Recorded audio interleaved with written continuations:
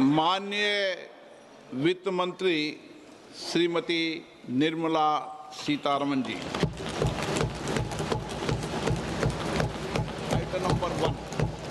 Item number one.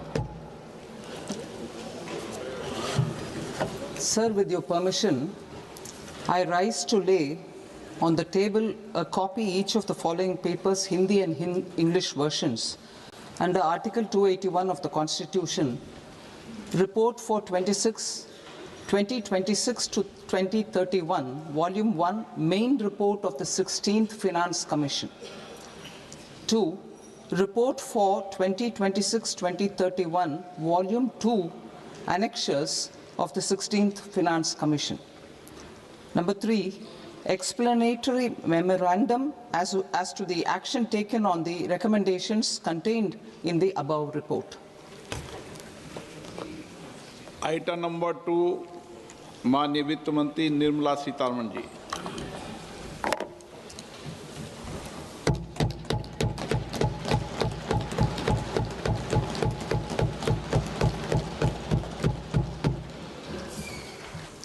Honorable Speaker, sir, on the sacred occasion of Magh Purnima and the birth anniversary of Guru Ravidas, I present the budget for the year 2026-2027. Since we assumed office 12 years ago, India's economic trajectory has been marked by stability, fiscal discipline, sustained growth, and moderate inflation. This is the result of conscious choices we have made, even in times heightened uncertainty and disruption. Our government, led by Honorable Prime Minister Modi, has decisively and consistently chosen action over ambivalence, reform over rhetoric, and people over populism. We have pursued far-reaching structural reforms, fiscal prudence and monetary stability, whilst maintaining a strong thrust on public investment.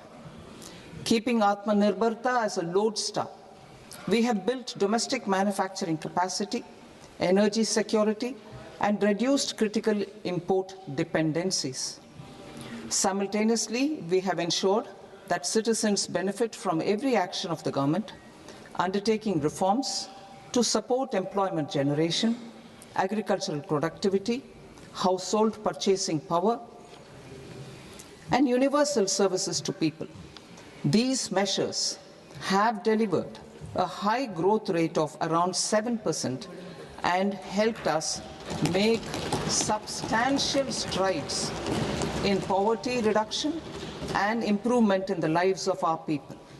Today, we face an external environment in which trade and multilateralism are imperiled and access to resources and supply chains are disrupted. New technologies are transforming production systems while sharply increasing demands on water, energy, and critical minerals. India will continue to take confident steps towards Vikasit Bharat, balancing ambition with inclusion. As a growing economy with expanding trade and capital needs, India must also remain deeply integrated with global markets, exporting more and attracting stable long-term investment.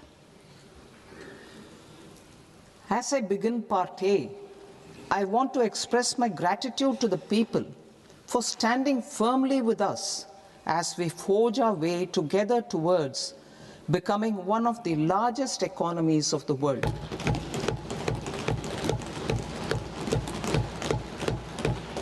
Our aim is to transform aspiration into achievement and potential into performance as we ensure that the dividends of growth reach every farmer, the scheduled caste, the scheduled tribes, the nomads, the youth, the poor, and the women. In Vikasit Bharat Young Leaders Dialogue 2026, several innovative ideas were shared with our Prime Minister, which have inspired many of the proposals making this a unique Yuva Shakti-driven budget. Our government's sankalp is to focus on our poor, underprivileged, and the disadvantaged. To deliver on this sankalp, and given that this is the first budget prepared in Kartavya Bhavan, we are inspired by three Kartavya. Our first Kartavya is to accelerate and sustain economic growth by enhancing productivity and competitiveness and building resilience to volatile global dynamics. Our second Kartavya is to fulfill aspirations of our people and build their capacity, making them strong partners in India's path to prosperity. Our third Kartavya, aligned with our vision of Sabka Saath, Sabka Vikas, is to ensure that every family, community, region, and sector has access to resources, amenities, and opportunities for meaningful participation.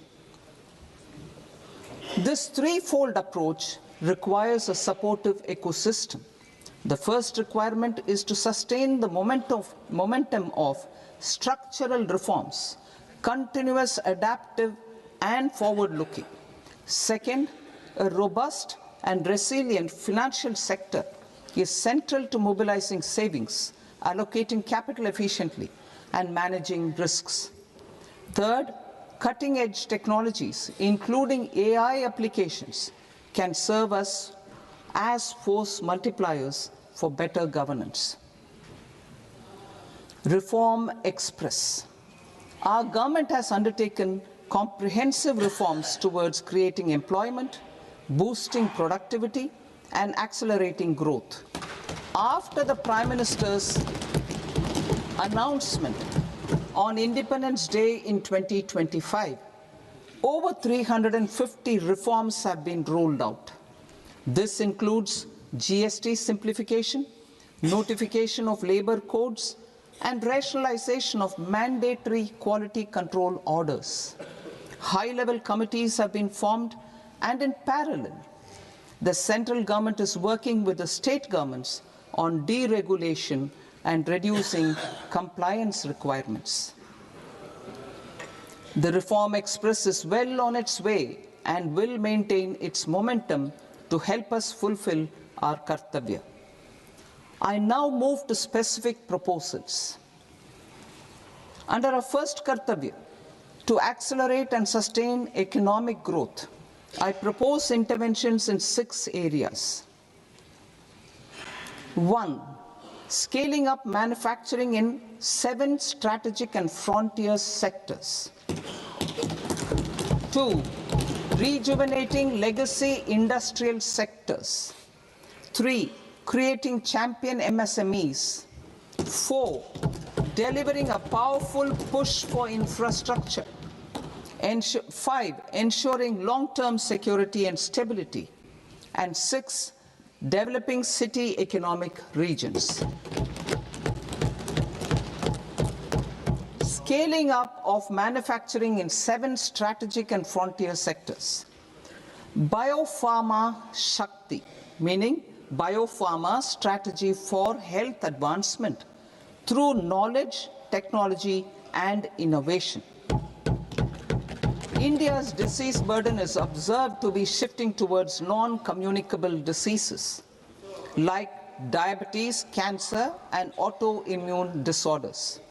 Biologic medicines are key to longevity and quality of life at affordable costs. To develop India as a global biopharma manufacturing hub,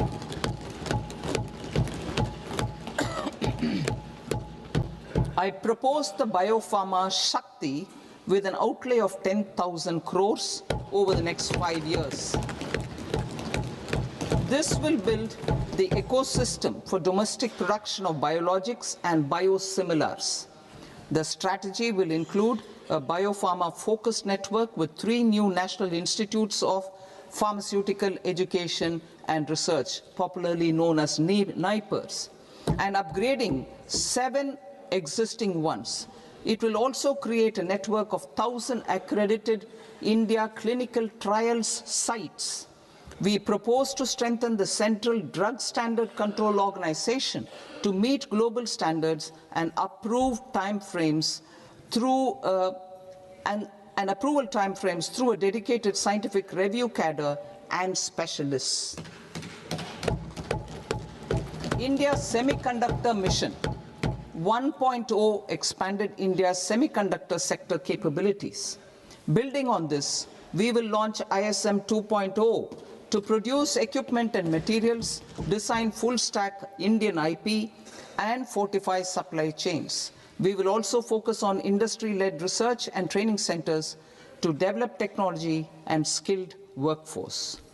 The Electronics Components Manufacturing Scheme, launched in April 2025 with an outlay of 22,919 crores, already has investment commitments at double the targets. We propose to increase the outlay to 40,000 crores to capitalize on this momentum.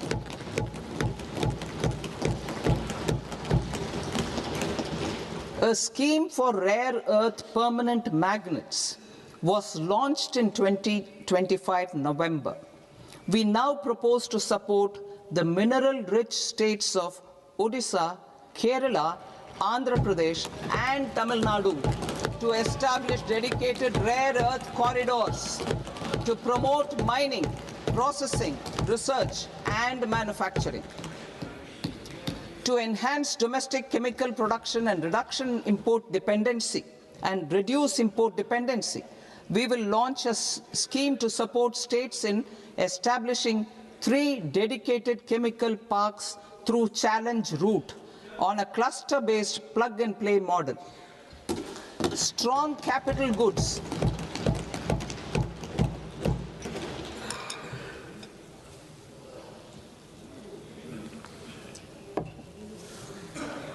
Strong capital goods capability is a determinant of productivity and quality across different sectors. Towards building this capacity, I propose the following. High-tech tool rooms will be established by central public sector enterprises at 2 locations as digitally enabled automated service bureaus that locally design, test, and manufacture high-precision components at scale and at lower cost. 2. A scheme for enhancement of construction and infrastructure equipments will be introduced to strengthen domestic manufacturing of high value and technologically advanced CIE.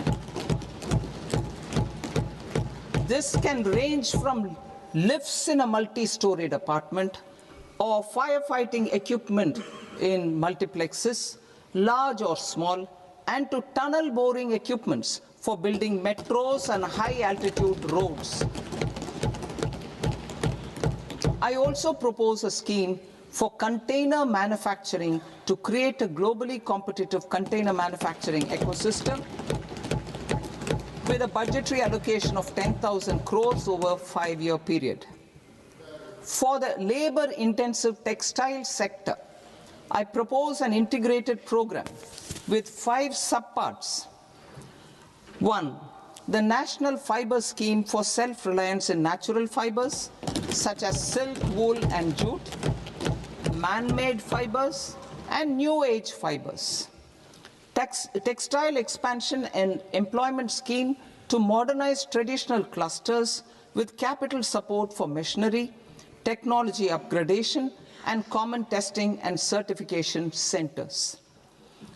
3. The National Handloom and Handicraft Program to integrate and strengthen existing schemes and ensure targeted support for weavers and artisans.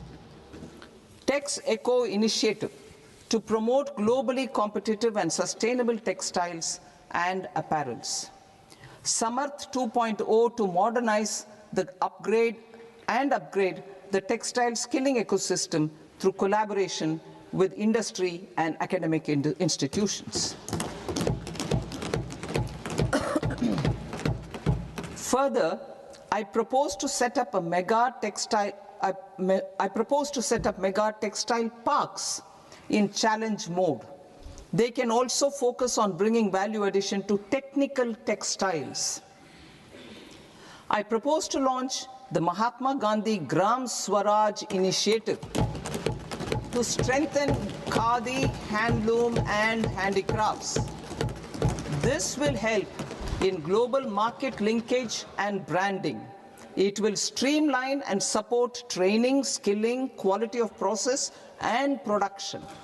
This will benefit our weavers, village industries, One District, One Product ODOP initiative, and also our rural youth. India has the potential to emerge as a global hub for high quality, affordable sports goods. I propose a dedicated initiative for sports goods that will promote manufacturing, research, and innovation in equipment design as well as material sciences. Rejuvenation of legacy industrial clusters. I propose to introduce a scheme to revive 200 legacy industrial clusters to improve their cost competitiveness and efficiency through infrastructure and technology upgradation. Creating champion SMEs and supporting micro enterprises. Recognizing MSMEs as a vital engine of growth, I propose a three-pronged approach to help them grow as champions. Equity support.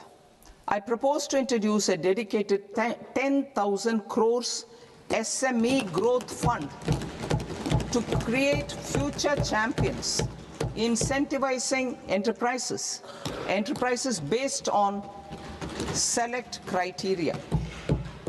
I also propose to top up the Self-Reliant India Fund set up in 2021 with 2,000 crores to continue support to micro enterprises and maintain their access to risk capital. Liquidity support. With TREDS, more than 7 lakh crore has been made available to MSMEs. To leverage its full potential, I propose 4 measures. 1. Mandate TREDS as the transaction settlement platform for all purchases from MSMEs by CPSEs, serving as a benchmark for other corporates. 2. Introduce a credit guarantee support mechanism through CGT-MSE for invoice discounting on TREDS platform. 3. Link GEM with TREDS for sharing information with financiers about government purchases from MSMEs, encouraging cheaper and quicker financing. 4. Introduce TREDS receivables as asset-backed securities, helping develop a secondary market, enhancing liquidity and settlement of transactions. Professional support. Government will facilitate professional institutions such as the ICAI, ICSI, ICMAI to design short-term modular courses and practical tools to develop a cadre of corporate mitras, especially in Tier 2 and Tier 3 towns. These accredited para-professionals will help MSMEs meet compliance requirements at affordable costs. Infrastructure. During this past decade, our government has undertaken several initiatives for large-scale enhancement of public infrastructure, including through new financing instruments such as Infrastructure Investment Trust (InvITs) and Real Estate Investment Trust (REITs), and institutions like NIIF and NABFID. We shall continue to focus on developing infrastructure in cities with over 5 lakh population, that is Tier 2, Tier 3 cities, which have expanded to become growth centers. Public capital expenditure has increased manifold from 2 lakh crore in 2014-15 to an allocation of 11.2 lakh crore in BE 25-26. In this coming year, that is financial year 2026-27, I propose to increase it to 12.2 lakh crores to continue the momentum. To strengthen the confidence of private developers regarding risks during infrastructure development and construction phase, I propose to set up an infrastructure risk guarantee fund to provide prudentially calibrated partial credit guarantee to lenders. Over the years, REITs have emerged as a successful instrument for asset monetization. I propose to accelerate recycling of significant real estate assets of the CPSEs through the setting up of dedicated REITs. To promote environmentally sustainable movement of cargo, I propose to 1. Establish new dedicated freight corridors connecting Dankuni in the east to Surat in the west. Operationalize 20 new national waterways over the next 5 years, starting with National Waterways 5 in Orissa to connect mineral-rich areas of Talcher and Angul and industrial centers like Kalinga Nagar to the ports of Paradeep and Dhamra. Training institutes will be set up as regional centers of excellence for development of required manpower for these waterways. This will benefit youth in the entire stretch of the waterways to train and acquire skills. Further, a ship repair ecosystem catering to inland waterways will also be set up at Varanasi and Patna. And C, launch a coastal cargo promotion scheme for incentivizing a modal shift from rail to road to increase the share of inland waterways and coastal shipping from 6% to 12% by 2047. To enhance last mile and remote connectivity and promote tourism, I propose to give incentives to indigenize manufacturing of seaplanes. A seaplane VGF scheme will be also introduced to provide support for operations. Carbon capture, utilization and storage. Aligning with the roadmap launched in December 2025, the carbon capture, utilization and storage technologies at scale will achieve higher readiness and in end-use application across 5 industrial sectors, including power, steel, cement, refineries, and chemicals. An outlay of 20,000 crore is proposed over the next 5 years for this purpose. City economic regions. Cities are India's engines of growth, innovation, and opportunities. We shall now focus on Tier 2, Tier 3 cities, and even temple towns, which need modern infrastructure and basic amenities. This budget aims to further amplify the potential of cities to deliver the economic power of agglomerations by mapping city economic regions based on their specific growth drivers. An allocation of 5,000 crore per CER over 5 years is proposed for implementing their plans through a challenge mode with a reform-cum-result-based financing mechanism.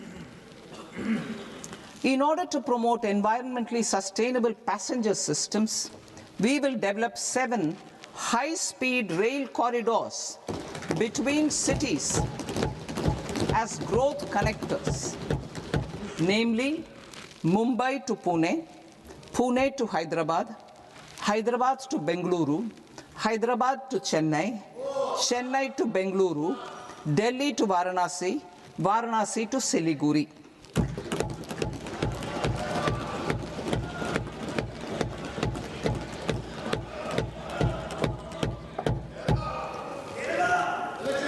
Financial sector. The Indian banking sector today is characterized by strong balance sheet, historic highs in profitability, improved asset quality, and coverage exceeding 98% of villages in the country. At this juncture, we are well placed to futuristically evaluate the measures needed to continue on the path of reform-led growth of this sector.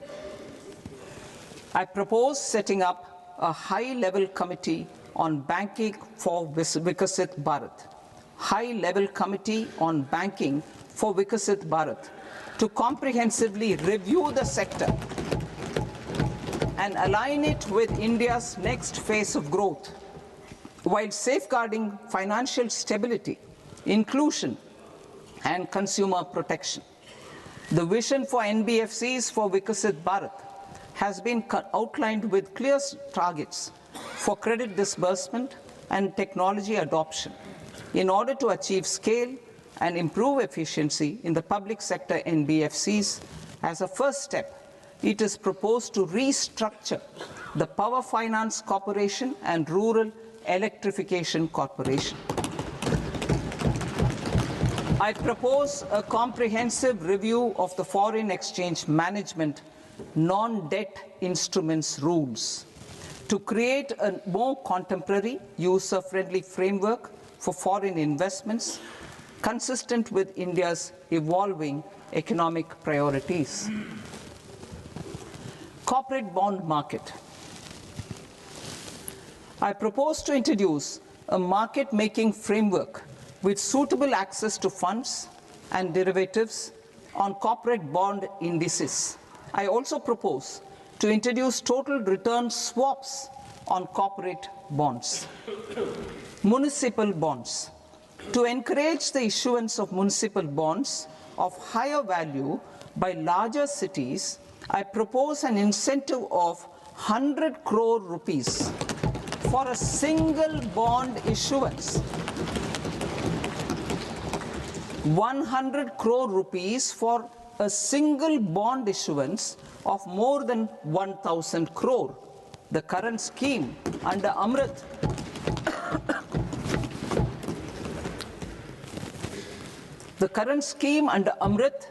which incentivizes issuances up to 200 crores only, will also continue to support smaller and medium towns. That will also continue to support the smaller and medium towns. Ease of doing business. Individual persons resident outside India, PROI, will be permitted to invest in equity instruments of listed Indian companies through the portfolio investment scheme. It is also proposed to increase the investment limit for an individual PROI under the scheme from 5% to 10%, with an overall investment limit for all individual PROIs to 24% from the current 10%. Emerging technologies including AI. 21st century is technology-driven. Adoption of technology is for the benefit of all people. Farmers in the field, women in STEM, youth keen to upskill, and Divyangjan to access newer opportunities. The government has taken several steps to support new technologies through AI Mission, National Quantum Mission, Anusandhan National Research Fund, and Research and Development and Innovation Fund. Our second kartavya is to fulfill aspirations and build capacities. Close to 25 crore individuals have come out of multi-dimensional poverty through a decade of our government's sustained and reform-oriented efforts.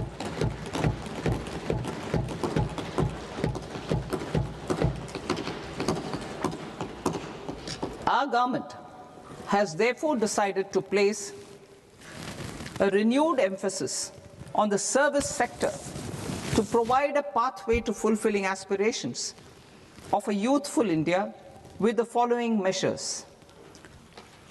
I propose to set up a high-powered Education to Employment and Enterprises Standing Committee to recommend measures that focus on services sector as a core driver of Vikasit Bharat.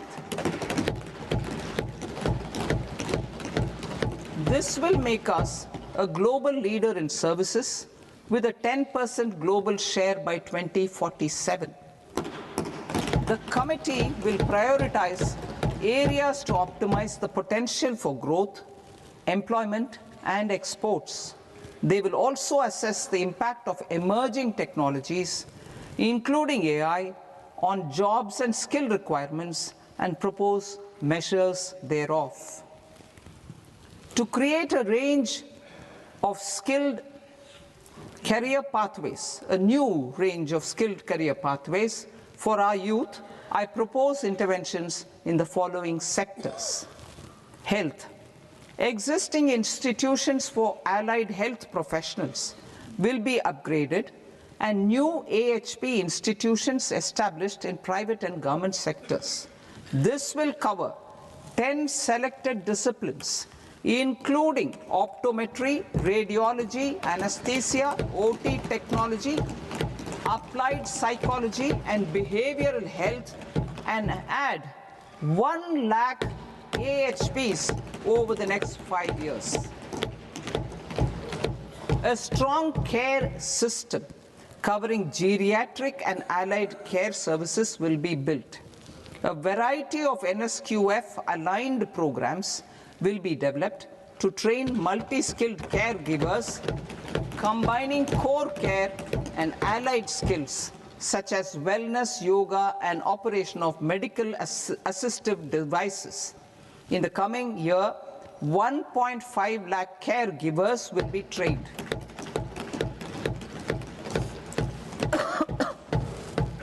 Hubs for medical value tourism. To promote India as a hub for medical tourism services, I propose to launch a scheme to support states in establishing 5 regional medical hubs in partnership with the private sector. These hubs will serve as integrated healthcare complexes that combine medical, educational, and research facilities. They will have Ayush centers, medical value tourism facilitation centers, and infrastructure for diagnostics, post-care, and rehabilitation. These hubs will provide diverse opportunities, job opportunities for health professionals, including doctors and AHPs. Ancient Indian yoga, already respected in several parts of the world, was given a mass global recognition when Honorable Prime Minister took it to the UN. Post-COVID, Ayurveda gained a similar global acceptance and recognition. Exporting quality Ayurveda products helps farmers who grow the herbs and youth who process the products. To meet growing global demand, a few more steps are being taken. I propose to 1. Set up 3 new All India Institutes of Ayurveda. 2. Upgrade Ayush pharmacies and drug testing labs for higher standards of certification ecosystem and make available more skilled personnel. 3. Upgrade the WHO Global Traditional Medicine Center in Jamnagar to bolster evidence-based research, training, and awareness for traditional medicine. Animal husbandry. Livestock contributes to close to 16% of farm income, including of poor and marginal households. To scale up availability of veterinary professionals by more than 20,000, I propose to roll out a loan-linked capital subsidy support scheme for establishment of veterinary and para-veterinary colleges, veterinary hospitals, diagnostic laboratories, and breeding facilities in private sector. Collaboration between Indian and foreign institutions will also be facilitated. Orange economy. India's animation, visual effects, gaming and comics sector, AVGC sector, is a growing industry projected to require 2 million professionals by 2030. I propose to support the Indian Institute of Creative Technologies, Mumbai, in setting up AVGC content creator labs in 15,000 secondary schools all over the country and 500 colleges. The Indian design industry is expanding rapidly, and yet there is a shortage of Indian designers. I propose to establish, through Challenge Route, a new National Institute of Design to boost design education and development in the eastern region of India. Education. Our government will support states through Challenge Route in creating 5 university townships in the vicinity of major industrial and logistics corridors. These planned academic zones will host multiple universities, colleges, and research institutions, skill centers, and residential complexes. In higher education, STEM institutions, prolonged hours of study and laboratory work pose some challenges for girl students. Through VGF, Viability Gap Funding and capital support, one girls' hostel will be established in every district.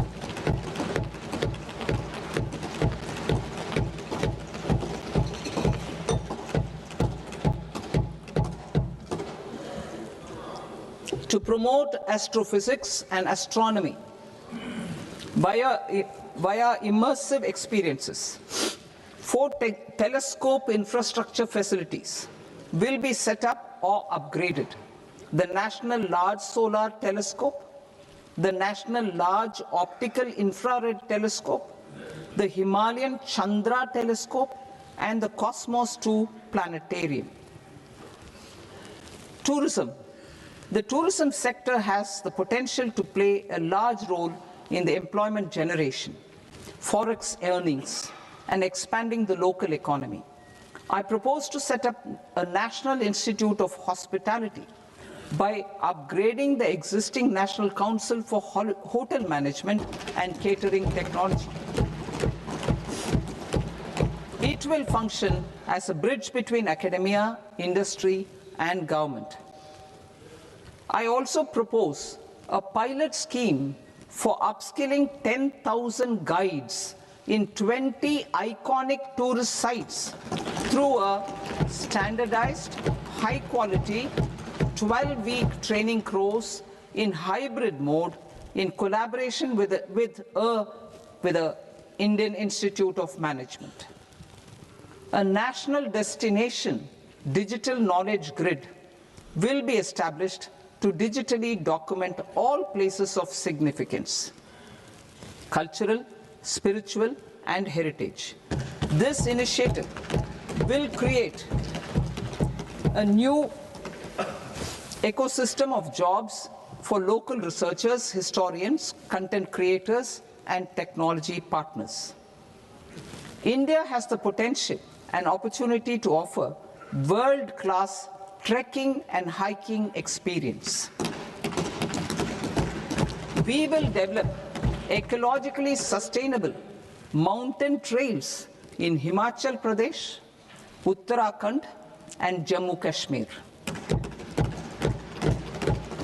Also in Araku Valley in the Eastern Ghats and Podigai Malai in the Western Ghats. Turtle trails along key nesting sites in the coastal areas of Odisha, Karnataka, and Kerala. And 3 bird watching trails along the Pulikat Lake in Andhra Pradesh, Tamil Nadu. It's on the border. Under the visionary leadership of Honorable Prime Minister, we established the International Big Cat Alliance in 2024.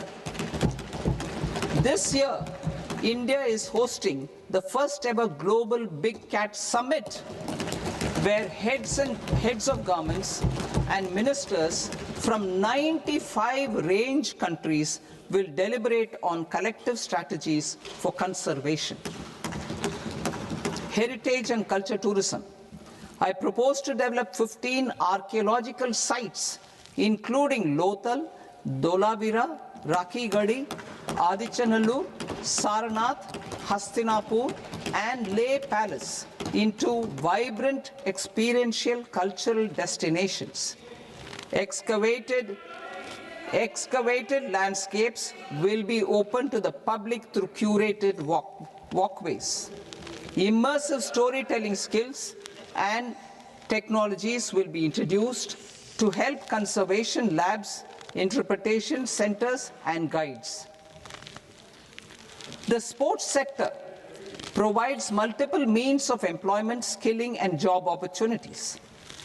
Taking forward the systematic nurturing of sports talent, which is set in motion through the Khelo India program earlier, I propose to launch a Khelo India mission to transform the sports sector over the next decade.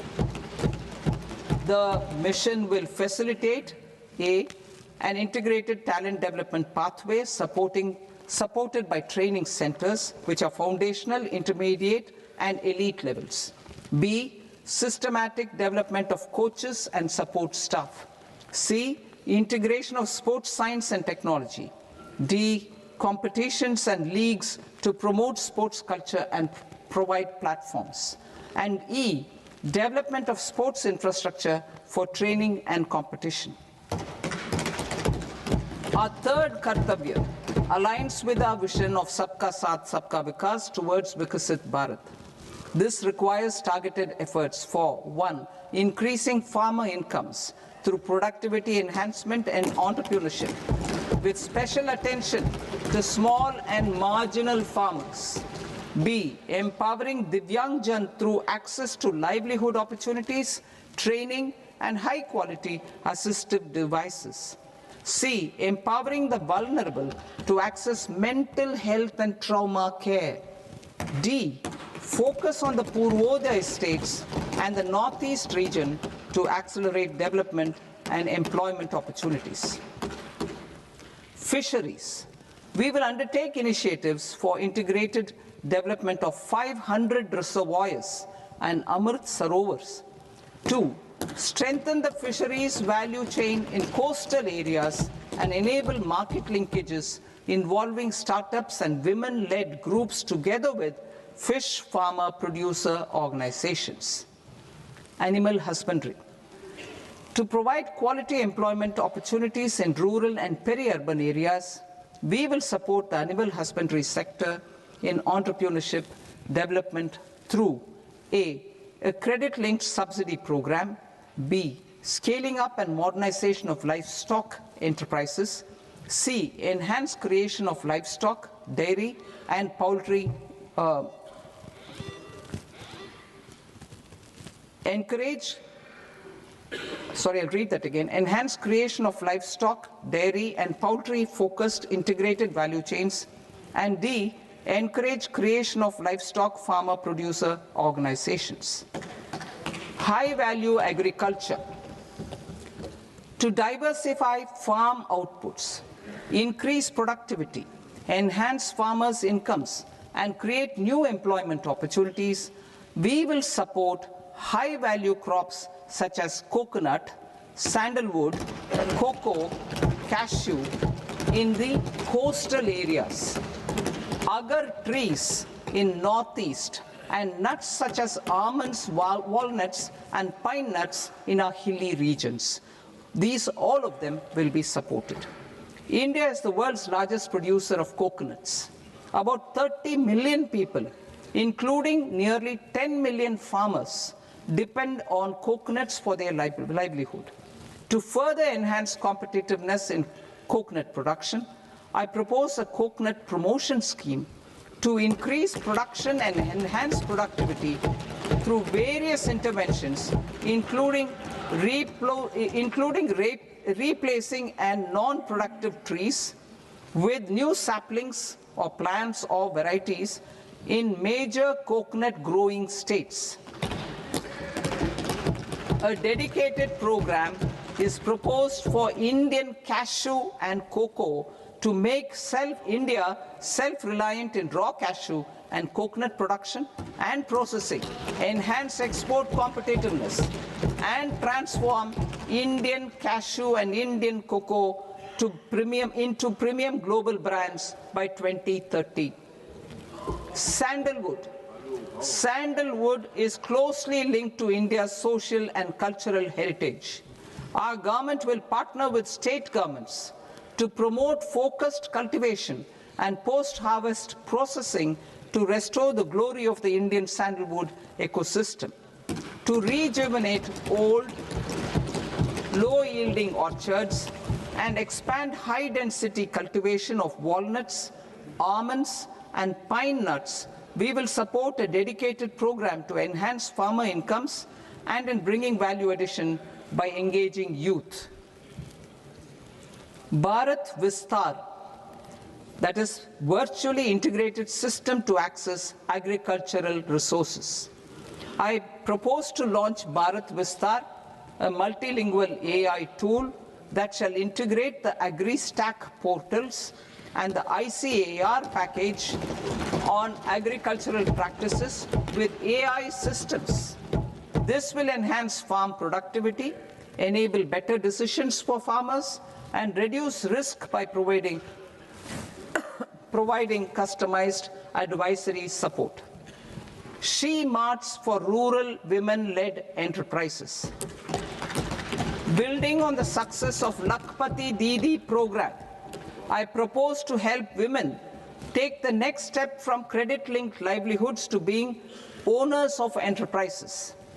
Self-help entrepreneur, She Marts will be set up as community-owned retail outlets within the cluster-level federations through enhanced and innovative financing instruments. Empowering Divyangjan. Divyangjan Kaushal Yojana. Information technology, AVGC sectors, hospitality and food and beverages sectors often offer task-oriented and process-driven roles which are suitable for Divyangjan. We will ensure dignified livelihood opportunities through industry-relevant and customized training specific to each Divyangjan group. Divyang Sahara Yojana. Timely access to high-quality assistive devices for all eligible Divyangjan is a fundamental need. I propose to 1. Support the Artificial Limbs Manufacturing Corporation of India, Alimco, to set up and to scale up production of assistive devices, invest in R&D and AI integration, strengthen PM Divyasha Kendras, and support setting up of assistive technology marts as modern retail style centers where Divyangjan and senior citizens can see, try, and purchase assistive products. Reaffirming our commitment to mental health and trauma care. There are no national institutes for mental health care in North India. We will therefore set up a NIMHANS 2 and also upgrade national mental health institutes in Ranchi and in Tezpur as regional apex institutions. Emergencies expose families, particularly the poor and vulnerable, to unexpected expenditure. We will strengthen and increase these capacities by 50% in district hospitals by establishing emergency and trauma care centers. Focus on Purvodaya states and northeastern regions. Purvodaya, I propose the development of an integrated East Coast industrial corridor with a well-connected node at Durgapur, creation of 5 tourism destinations in 5 Purvodaya states, and the provision of 4,000 e-buses. Buddhist sites in northeastern region. The northeastern region is a civilizational confluence of Theravada and Mahayana or Vajrayana traditions. I propose to launch a scheme for development of Buddhist circuits in Arunachal Pradesh, Sikkim, Assam, Manipur, Mizoram, and Tripura. The scheme will cover preservation of temples and monasteries, pilgrimage interpretation centers, connectivity, and pilgrim amenities. 16th Finance Commission. On 17th November 2025, the 16th Finance Commission submitted its report to the President. As mandated under Article 281 of the Constitution, the government is to lay the report along with the explanatory memorandum on the action taken report on the recommendations of the Commission in Parliament, which, Sir, Honourable Speaker, you've allowed me to do at the commencement of this session. The government has accepted the recommendation of the Commission to retain the vertical share of devolution at 41%. As recommended by the Commission, I have provided 1.4 lakh crores of rupees to the states for the year 2026-2027 as Finance Commission grants. These include rural and urban local body and disaster management grants. Fiscal consolidation. Government has been delivering on our fiscal commitments consistently without compromising on social needs. To strive towards accepted standards of fiscal management in Budget 25-26, I had indicated that the central government would target reaching a debt-to-GDP ratio of 50 plus or minus 1% by 2030-31. In line with this, the debt-to-GDP ratio is estimated to be 55.6% of GDP in BE 26-27, compared to 56.1% of GDP in RE 25-26. A declining debt-to-GDP ratio will gradually free up resources for priority sector lending and expenditure by reducing the outgo on interest payments. One of the main operational instruments for debt targeting is the fiscal deficit. I am happy to inform this august House that I fulfilled my commitment made in 2021-2022 to reduce fiscal deficit below 4.5% of GDP by 25-26. In RE 25-26, the fiscal deficit has been estimated at par with BE of 2025-26 at 4.4% of GDP. In line with the new fiscal prudence path of debt consolidation, the fiscal deficit in BE 26-27 is estimated to be 4.3% of the GDP.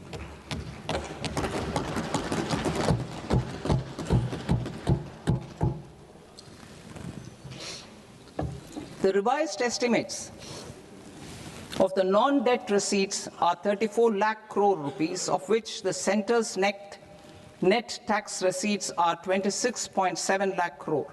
The revised estimate of the total expenditure is 49.6 lakh crore rupees, of which the capital expenditure is about 11 lakh crores. Budget estimates 2026 to 2027. Coming to 26-27, the non-debt receipts and the total expenditure are estimated as 36.5 lakh crore and 53.5 lakh crore respectively.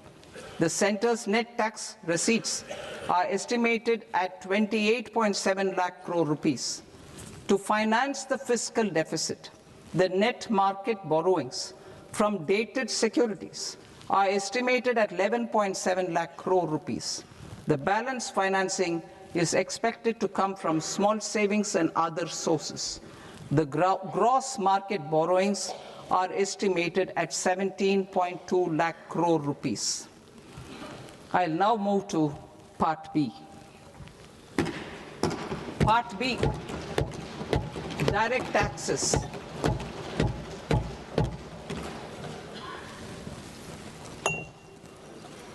Honorable Speaker, sir, I now present my proposals on direct taxes. New Income Tax Act. In July 2024, I announced a comprehensive review of the Income Tax Act 1961. This was completed in a record time, and the Income Tax Act 2025 will come into effect from 1st April 2026. The simplified income tax rules and forms will be notified shortly, giving adequate time to taxpayers to acquaint themselves with its requirements. The forms have been redesigned such that ordinary citizens can comply without difficulty. Ease of living. I propose that any interest awarded by the Motor Accident Claims Tribunal to a natural person will be exempt from income tax, and any TDS on this account will be done away with. I propose to reduce TCS rate on the sale of overseas tour program package from the current 5% and 20% to 2% without any stipulation of amount. I propose to reduce TCS rate for pursuing education and for medical purposes under the Liberalized Remittance Scheme, popularly known as LRS, from 5% to 2%. Supply of manpower services is proposed to be specifically brought within the ambit of payment to contractors for the purpose of TDS to avoid ambiguity. Thus, TDS on these services will be at the rate of either 1% or 2% only. I propose a scheme for small taxpayers, wherein a rule-based automated process will enable obtaining a lower or nil deduction certificate instead of filing an application with the assessing officer. For the ease of taxpayer holding securities in multiple companies, I propose to enable depositories to accept Form 15G or Form 15H from the investor and provide it directly to various relevant companies. I propose to extend time available for revising returns from 31st December to up to 31st March with the payment of a nominal fee. I also propose to stagger the timeline for filing of tax returns.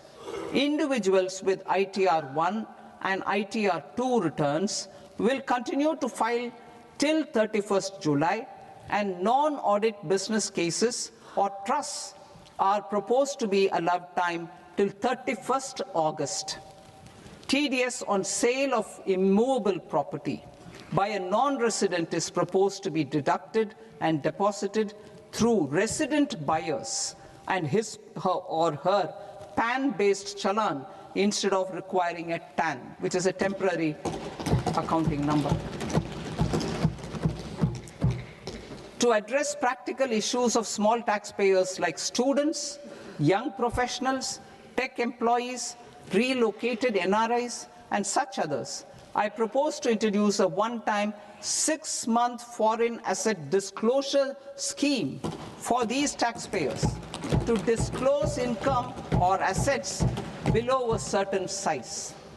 This scheme would be applicable for two categories of taxpayers, namely, A, who did not disclose their overseas income or assets, and B, who disclosed their overseas income and or paid due tax but could not declare the asset acquired.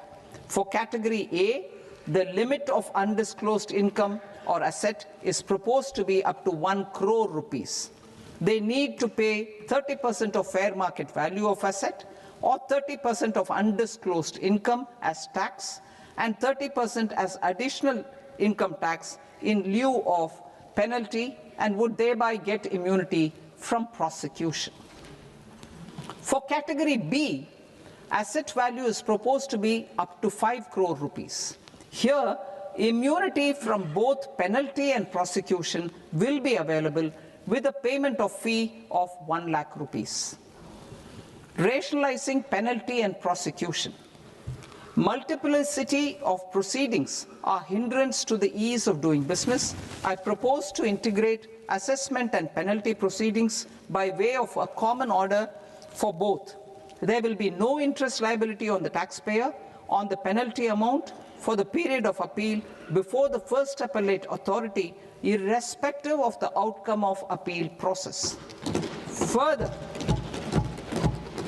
quantum of prepayment is being reduced from 20% to 10% and will continue to be calculated only on core tax demand. As an additional measure for reducing litigation, I propose to allow taxpayers to update their returns even after reassessment proceedings have been initiated, and an additional 10% tax rate over and above the rate applicable for the relevant year. The assessing officer will then use only this updated return in his proceedings. There is already a framework for immunity from penalty and prosecution in the cases of underreporting.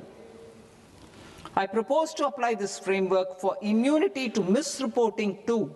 However, in such a case, the taxpayer will need to pay 100% of the tax amount as an additional income tax over and above the tax and interest due. Penalties for certain technical defaults, such as failure to get accounts audited, non-furnishing of transfer pricing audit report, and default in furnishing statement for financial transactions, are proposed to be converted into fee.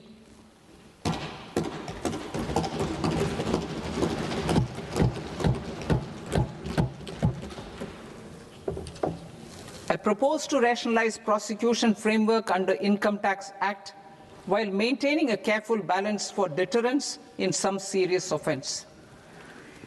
Non-production of books of account and documents and requirement of TDS payment where payment is made in kind are being decriminalized.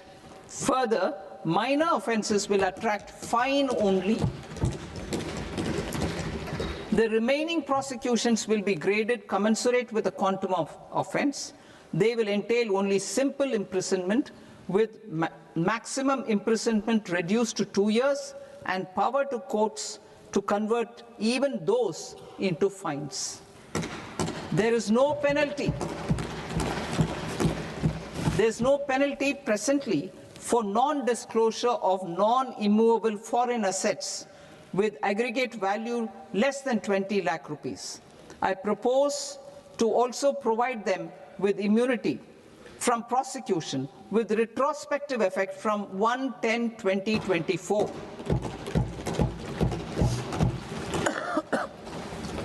Cooperatives.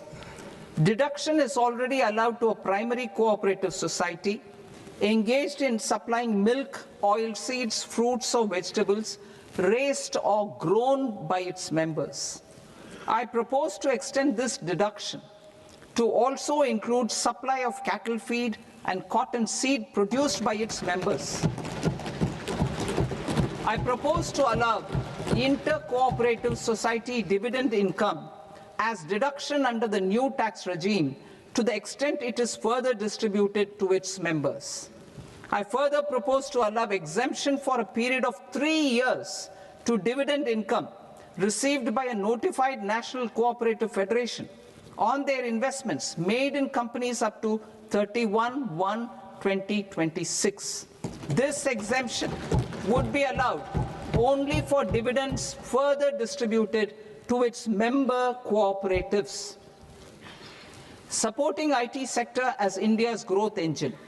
India is a global leader in software development services, IT-enabled services, knowledge process outsourcing services, and contract R&D services relating to software development.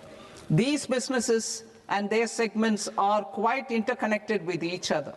All these services are proposed to be clubbed under a single category of information technology services with a common safe harbor margin of 15.5% applicable to all. The threshold for availing safe harbor for IT services is being enhanced substantially from 300 crore rupees to 2,000 crore rupees. Safe harbor for IT services shall be approved by an automated rule-driven process without any need for tax officer to examine and accept the application. Once applied by an IT services company, the same safe harbor can be continued for a period of 5 years at a stretch at its choice. For IT services companies who want to conclude advanced pricing agreement, APA, I propose to fast-track unilateral APA process for IT services and endeavor to conclude it within a period of 2 years. The period of 2 years can be extended by a further period of 6 months on taxpayers' request. I propose to extend the facility of modified returns available to the entity entering APA to its associated entities also. Attracting global business and investment. Recognizing the need to enable critical infrastructure and boost investment in data centers, I propose to provide tax holiday till 2047 to any foreign company that provides cloud services to customers globally by using data center services from India. It will, however, need to provide services to Indian customers through an Indian reseller entity. I also propose to provide a safe harbor of 15% on cost in case the company providing data center services from India is a related entity. To harness the efficiency of just-in-time logistics for electronic manufacturing, I propose to provide safe harbor to non-residents for component warehousing in a bonded warehouse at a profit margin of 2% of the invoice value. The resultant tax of about 0.7% will be much lower than in competing jurisdictions. To provide fillip to toll manufacturing in India, I propose to provide exemption from income tax for 5 years to any non-resident who provides capital goods, equipment, or tooling to any toll manufacturer in a bonded zone. To encourage vast pool of global talent to work in India for a longer period of time, I propose to provide exemption to global, non-India sourced income of a non-resident expert for a stay period of 5 years under notified schemes. I propose to provide exemption from minimum alternate tax, the MAT, to all non-residents who pay tax on presumptive basis. Tax administration. I propose to constitute a joint committee of Ministry of Corporate Affairs and Central Board of Direct Taxes for incorporating the requirements of income computation and disclosure standards, the ICDS, in the Indian Accounting Standards, IND-AS itself. Separate accounting requirement based on ICDS will be done away with from the tax year 27-28. To support Prime Minister Modi's vision of homegrown accounting and advisory firms to become global leaders, I propose to rationalize the definition of accountant for the purposes of safe harbor rules. Other tax proposals.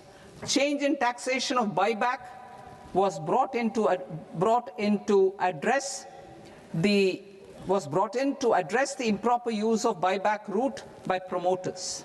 In the interest of minority shareholders, I propose to tax buyback for all types of shareholders as capital gains. However, to disincentivize misuse of tax arbitrage, promoters will pay an additional buyback tax. This will make effective tax 22% for corporate promoters. For non-corporate promoters, the effective tax will be 30%. TCS rate for sellers of specific goods, namely alcoholic liquor, scrap, and minerals, will be rationalized to 2%, and that on tendu leaves will be reduced from 5% to 2%. I propose to raise the STT on futures to 0.05% from the present 0.02%. STT on options premium and exercise of options are both proposed to be raised to 0.15% from the present rate of 0.1% and 0.125% respectively. We reformed the taxation landscape for corporates in 2019 by providing them a simplified regime with lower tax rate so that they could productively focus on business rather than on claim of deductions and exemptions. To encourage companies to shift to the new regime, set-off of brought forward MAT credit, minimum alternate tax credit, is proposed to be allowed to companies only in the new regime. Set-off using available MAT credit is proposed to be allowed to an extent of 1/4 of the tax liability in the new regime. MAT is proposed to be made final tax, so there will be no further credit accumulation from 1st April 2026. In line with this change, the rate of final tax is being reduced to 14% from the current MAT rate of 15%. The brought forward MAT credit of taxpayers accumulated till 30th March 2026 will continue to be available to them for set-off as above. Indirect taxes. I shall now take up proposals related to indirect taxes. My proposals for customs and central excise aim to further simplify the tariff structure, support domestic manufacturing, promote export competitiveness, and correct inversion in duty. To continue weeding out long-continuing customs duty exemptions, I propose to remove certain exemptions on items which are being manufactured in India or where the imports are negligible. Similarly, to further simplify the process of ascertaining the rate of duty applicable on a particular item, I propose to incorporate certain effective rates in various customs notifications to the tariff schedule itself. I shall now take up sector-specific proposals. Promotion of exports of marine, leather, and textile products. I propose to increase the limit for duty-free imports of specified inputs used for processing seafoods for export from the current 1% to 3% of FOB value of the previous year's export turnover. I also propose to allow duty-free imports of specified inputs, which is currently available for exports of leather or synthetic footwear, to exports of shoe uppers as well. I propose to extend the time period for export of final product from the existing 6 months to 1 year for exporters of leather or textile garments, leather or synthetic footwear, and other leather products. Energy transition and security. I propose to extend the basic customs duty exemption given to capital goods used for manufacturing lithium-ion cells for batteries to those used for manufacturing lithium-ion cells for battery energy storage systems also. I propose to exempt basic customs duty on import of sodium antimonate for use in manufacture of solar glass. Nuclear power. I propose to extend the existing basic customs duty exemption on imports of goods required for nuclear power projects till the year 2035 and expand it for all nuclear plants irrespective of their capacity. Critical minerals. It is proposed to provide basic customs duty exemption to the import of capital goods required for the processing of critical minerals in India. Biogas blended CNG. I propose to exclude the entire value of biogas while calculating the central excise duty payable on biogas blended CNG. Civil and defense aviation. I propose to exempt basic customs duty on components and parts required for the manufacture of civilian training and other aircrafts.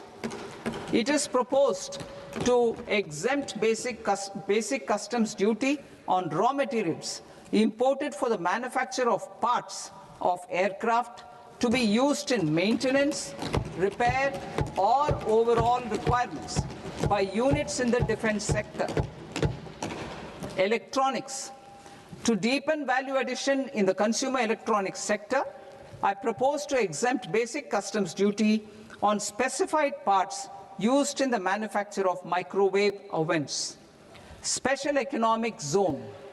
To address the concerns arising about utilization of capacity by manufacturing units in the special economic zones due to global trade disruptions, I propose as a special one-time measure to facilitate sales by eligible manufacturing units in SEZs to the domestic tariff area at concessional rates of duty.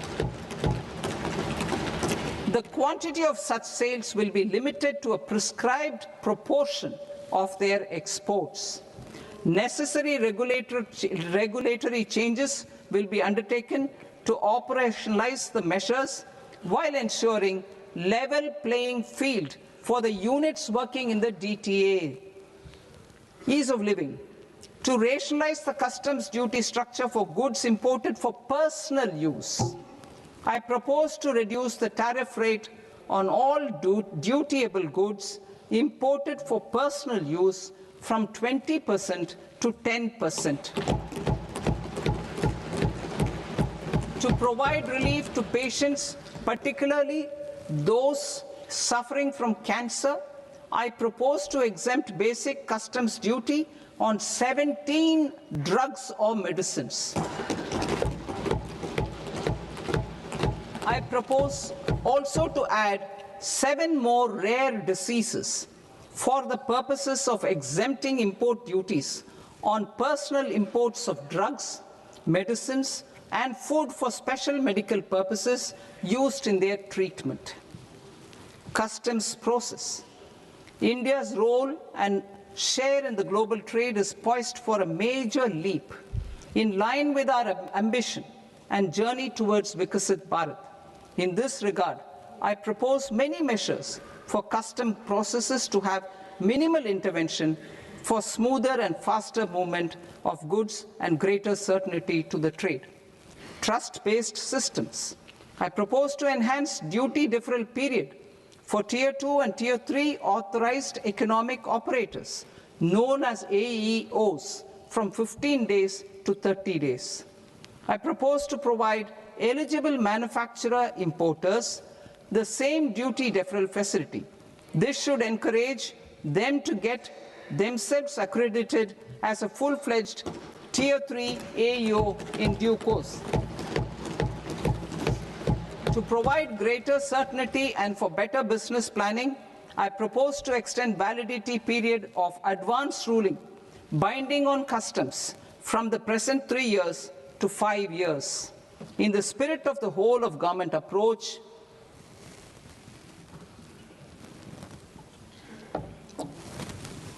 Government agencies will be encouraged to leverage AEO accreditation for preferential treatment in clearing their cargo. Regular importers with trusted, long-standing supply chains will be recognized in the risk system so that the need for verification of their cargo every time can be minimized. Export cargo using electronic sealing. Export cargo using electronic sealing will be provided through clearance from the factory premises to the ship. For import of goods not needing any compliance, filing of bill of entry by a trusted importer and arrival of goods will automatically notify customs for completing their clearance formalities. This will enable goods to be released immediately on arrival. The customs warehouse framework will be transformed into a warehouse operator-centric system with a self-declarations, electronic tracking, and risk-based audit. These reforms will move away from the current system of officer-dependent approvals and reduce transaction delays and compliance costs. Ease of doing business. Approvals required for cargo clearance from various government agencies will be seamlessly processed through a single and interconnected digital window by the end of the financial year. Processes involved in clearance of food, drugs, plant, and animal and wildlife products, accounting for about 70% of interdicted cargo, will be operationalized on this system by April 2026 itself. For goods not having any compliance requirement, clearance will be done by customs immediately after online registration is completed by the importer, subject to the payment of duty. Customs integrated system will be rolled out in 2 years as a single integrated and scalable platform for all customs processes. Utilization of non-intrusive scanning with advanced imaging and AI technology for risk assessment will be expanded in a phased manner with the objective to scan every container across all the major ports. New export opportunities to support Indian fishermen to fully harness the economic value of marine resources beyond our territorial waters. The following measures will be taken. A. Fish catch by an Indian fishing vessel in exclusive economic zone or on the high seas will be made free of duty. Landing of such fish on foreign port will be treated as export of goods. Safeguards will be put in place to prevent misuse during fish catch, transit, or transshipment. To support aspirations of India's small businesses, artisans, and startups to access global markets through e-commerce, I am pleased to announce complete removal of the current value cap of 10 lakh rupees per consignment on courier exports. In addition, handling of rejected and returned consignments will be improved with effective use of technology for identifying such consignments. I propose to revise provisions governing baggage clearance during international travel to address genuine concerns of passengers. The revised rules will enhance duty-free allowances in line with the present-day travel realities and provide clarity in temporary carriage of goods brought in or taken out. There are honest taxpayers who are willing to settle disputes by paying all their dues, but they get deterred due to negative connotation associated with penalty. They will now be able to close cases by paying an additional amount in lieu of penalty.